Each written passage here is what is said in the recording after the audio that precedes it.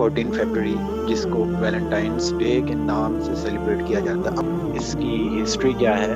آج سے قریباً 2000 سال پہلے جب رومن امپائر اپنے وجود میں آیا تھا اور سیزر کا زمانہ تھا، اس زمانے میں وہاں پہ کرسچینٹی اتنی زیادہ نہیں پھیلی تھی، بلکہ رومنس کے ہاں میتھولوجی پائی جاتی تھی، دیومالا پائی جاتی تھی. اپنے خیالی طور پہ جو وہ بت پرستی کیا کرتے تھے، بت بنایا کرتے تھے، ان کی پھر وہ پوجا کیا کرتے تھے.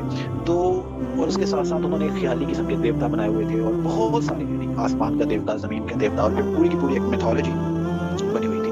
تو اس میتھولوجی کے اندر ایک بادشاہ کلاڈیس، اس کے زمانے کی بات ہے کہ لیکن اس سے پہلے یہ رسم اس سے پہلے چلتی آ رہی تھی. اس رسم کا نام تھا لوپریکیلیا، اور لوپریکس ایک گاڈ تھا رومنس کا جو انہوں نے بنایا ہوا تھا. ایک کتے کی شکل ہوتی تھی اس کی، اور کتے اور بکری کے درمیان اس کی ایک شکل ہوا کرتی تھی. تو انہوں نے اپنا ایک گاڈ بنایا ہوا تھا، اس کی پوجا کرتے تھے. اور ان کے ہاں جو 1 جنوری ہے وہ ایک اسپرچل ہالیڈے کے نام سے منایا جاتا تھا.